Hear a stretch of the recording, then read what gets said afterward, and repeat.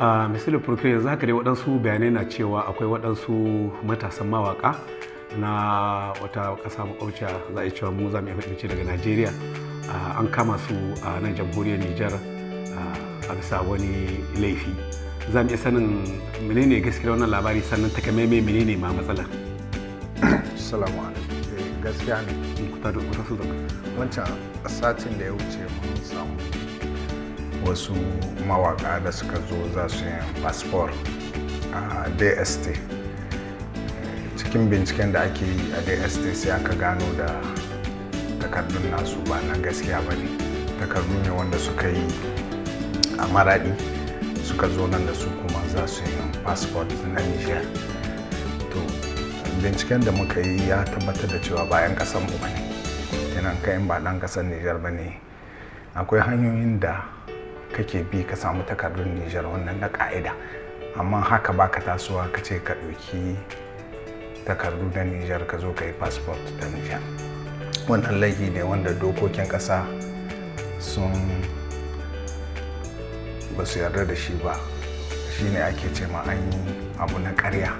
An yi takardun ƙarya. Shi ne ake ce ma faux et usage de faux en écriture publique. Sai an yi takardu na ƙarya kuma ana amfani da su don a ce ma wani guri.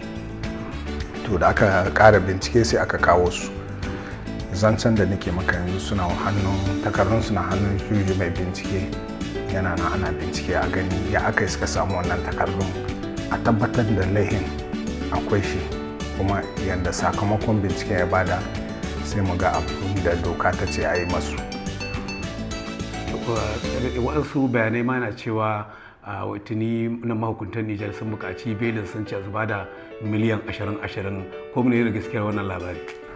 A zancen wani beli wani menene mu yanzu wajen juji mai bincike takardu suna hannun shi, mun ba shi mun ce ya bincika ya ga abin da ake ciki. Zancen beli mu ba a kawo shi wajen mu ba, ban samu takarda ko guda ba, ban samu magana bisa kan wannan ba. Kuma idan aka kawo shi wajena zan ba da nawa zance bisa, amma ga yanzu ban samu wannan takarda ba, ban samu wannan magana ba. Wani jawabi za ku iya kenan game da wannan matsala ta, domin ba yau bane ba na shi ba karo na farko da ake zari a Nijar ana zuwa ana amfani da takardun boge kasashen waje suna zuwa suna yin fasfo a nan Nijar. To abin da nake so mutane su gane, laifi ne mai nauyi. Haraka da takarda ta banza ta wohi wadda ba ta gaskiya ba laifi ne mai nauyi a cikin dokokin kasanmu, kuma mun sa ido, mun ba da umarni a bincika sosai saboda bai kamata ana warge da takardun ƙasa ba. Duk wanda aka gani da wannan laifin za mu tura ke shugaban kotu kuma za a mai hukunci kawai yadda dokokin ƙasa suka faɗi. Kenan mutane ya kamata su yi hattara.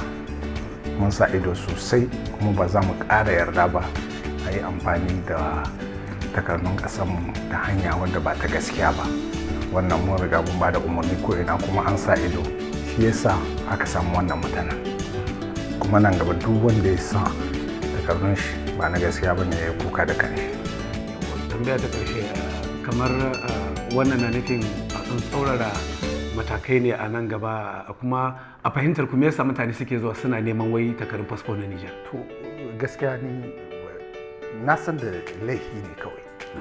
Ga a dokance ni alkali ne, kenan wani duk wani zance wanda ba a yi sahi shari'a ba zance na bane. Na tabbata da an yi laifi kuma wanda ya laifi ya kamata mu kamo shi mu tura ke shi gaban kotu ta mai hukunci yadda ya kamata. Amma ina so mutane su gane laifi ne mai nauyi kuma wanda ke sa kama mutum hukunci mai nauyi.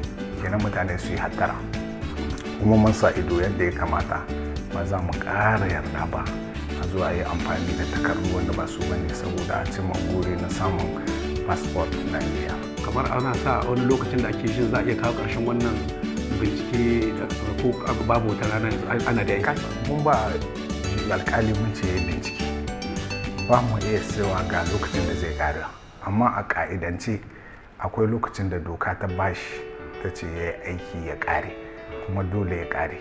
Idan aka rike mutane cikin irin wannan halin, cikin ka daɗe sai a yi wata 6 kana gidan yari. idan juji mai bincike bai ƙara aikin shi ba yana iya ya ƙara canza kuma wata 6. Bakin wannan wata 6 din dole sai a maka shari'a ko kuma a sake ka. Haka ne doka ta yi. Muna zaton cewa kayan wannan tsawon wata 6 in an ƙara kuma wata 6 kayan lokacin nan juji zai ƙara binciken shi mu gani in ya dace mu tura su shari'a mu tura su, in bai dace ba kuma sai a yi abin da doka ta ce. Mun gode ba sai da yankin